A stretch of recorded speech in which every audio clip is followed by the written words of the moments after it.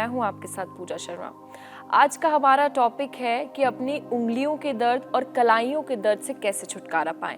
अक्सर आजकल की भागदौड़ भरी ज़िंदगी में चाहे छोटे छोटे बच्चे हों जो स्कूल जाते हैं, उनकी भी उंगलियां काफ़ी ज़्यादा चलती रहती हैं, यानी फ़ोन की बात हो या कंप्यूटर की बात हो।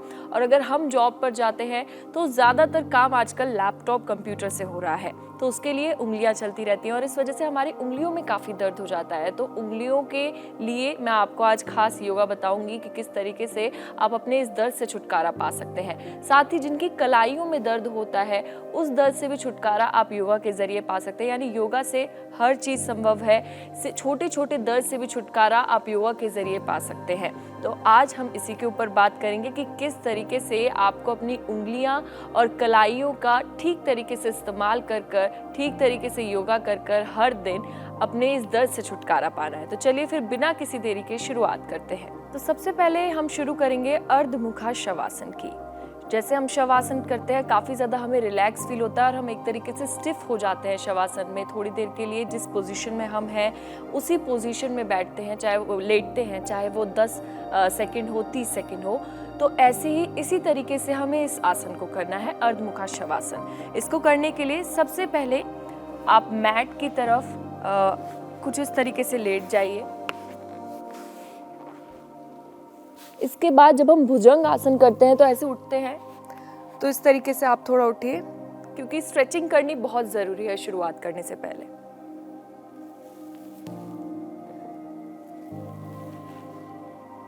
अब आपको इस पोजीशन में आना है। धीरे धीरे अपने पैरों को उठाइए और उसके बाद अपने पैरों को पास लेकर आइए। आपकी पूरी बॉडी स्ट्रेट होनी चाहिए, यानी आपके हाथ सीधे होने चाहिए, कमर भी सीधी होनी चाहिए और झुकी हुई बिल्कुल।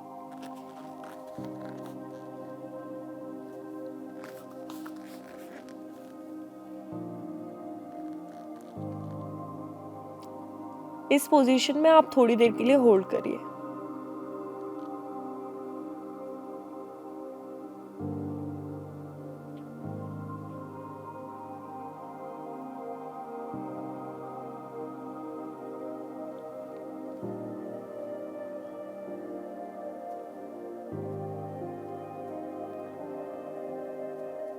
अब वापस पहले घुटनों को नीचे रखिए, उसके बाद बाल आसन में आप रिलैक्स कीजिए।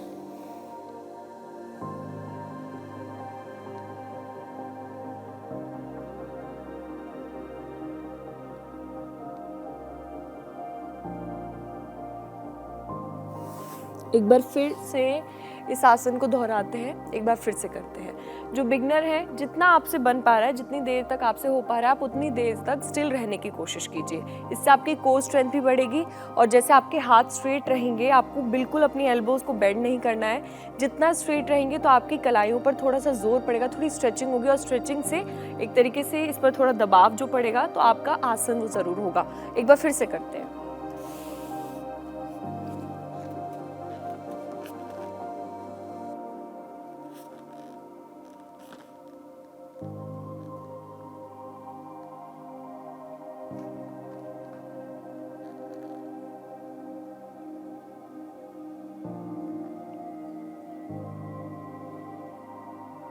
धीरे धीरे सांस लेते रहिए।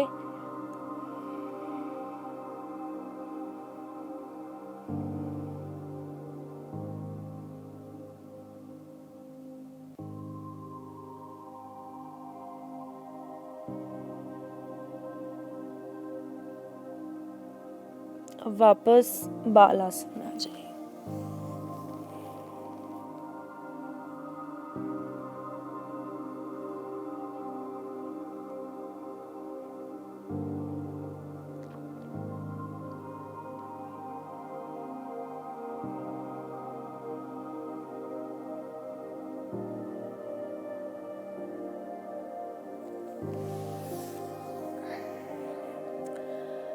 तो आपने महसूस किया होगा इस आसन को करने के बाद कि आपके रिस्ट पर असर पड़ रहा है। उसी के साथ मैंने आपको शुरुआत में बताया कि हम अपनी कलाइयों के दर्द के साथ साथ उंगलियों के दर्द से छुटकारा पाएं, उसके भी आसन करेंगे। तो ना ही रिस्ट पर आपके असर पड़ रहा था जब आपने हाथ इस तरीके से रखे हुए थे, पूरे ऐसे, तो आपकी उंगलियों पर भी दबाव पड़ रहा था। यानी ये आसन आपकी रिस्ट के साथ साथ उंगलियों के लिए भी काफ़ी ज़्यादा अच्छा है। तो आप ये कीजिए, जितनी देर आपसे हो पा रहा है, जितनी देर तक आप थोड़ी थोड़ी सांसें भी लीजिए, जैसे ब्रीद इन ब्रीद आउट आप करिए, हल्की हल्की सांसें लीजिए, ज़्यादा आपको तेज़ सांस नहीं लेनी है, सांसों पर इस पर कंट्रोल करिए। तो इस तरीके से ये आसन होगा। अब बारी है अगले आसन की।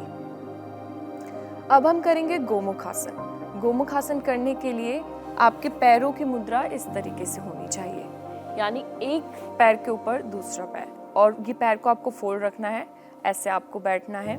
पीछे से मैं एक बार आपको दिखा देती हूँ, आपको ऐसे बैठना है, यानी पैर आपका ऐसे होना चाहिए।